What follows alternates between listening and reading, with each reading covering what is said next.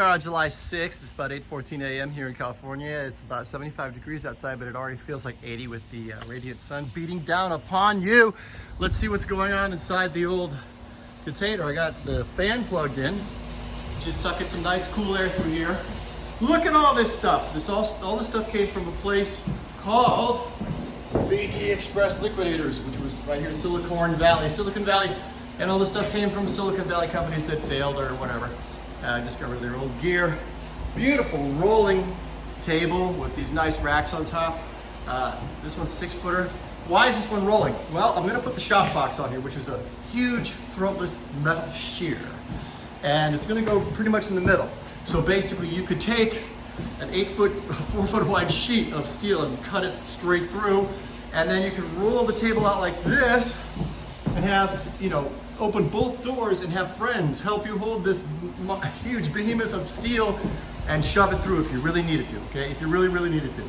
The next one that's also associated with being near the door is this guy, the chop saw. The chop saw needs to be near the door in case for whatever reason I need to shove a big metal tube out the door.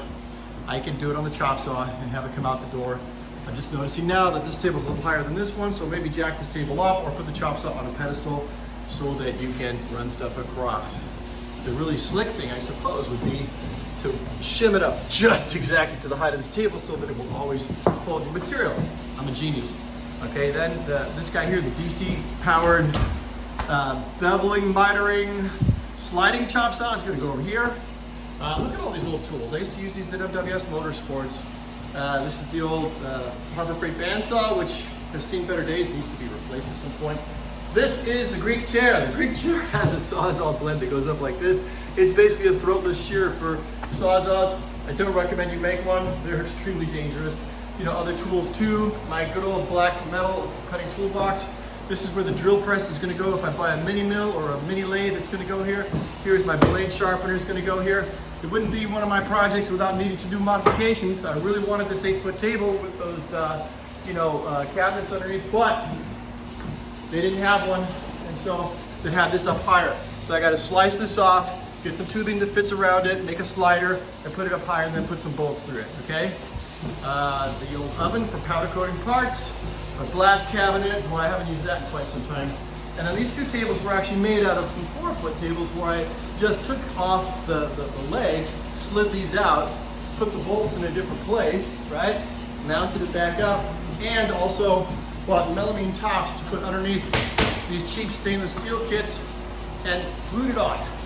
And now I have two beautifully adjustable tables that I can, make it any height I want, whenever I want, without having to worry about electricity or failure or whatever. My plasma cutter, which I've only ever used to cut up a Corvette muffler so far. I'd like to use it for more. And the ventilation system, which is working great. Pretty soon we're gonna get a mini split AC heat pump in here, so we're getting heat and cold installed probably next week.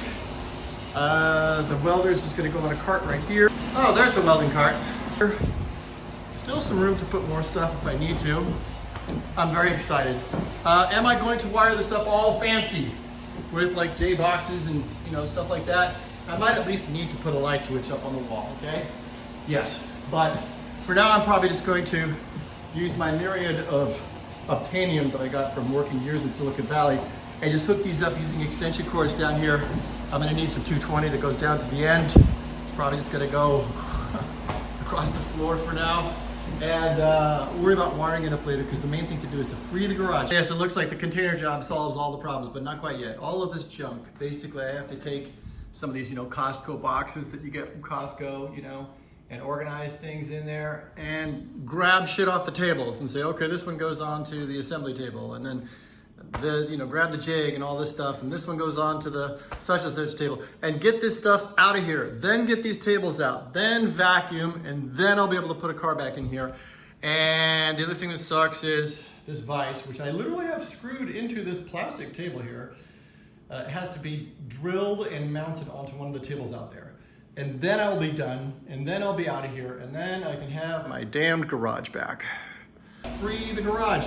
And then this area right here is gonna actually have a regular old steel man door.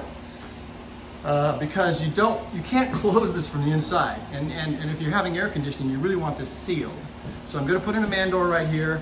I'm gonna have to go out to the outside, and I'm gonna have to make a little walkway out of like bricks or something, like build up some dirt and have something I can stand on here without getting my feet muddy when I go in every time. But it's coming right along.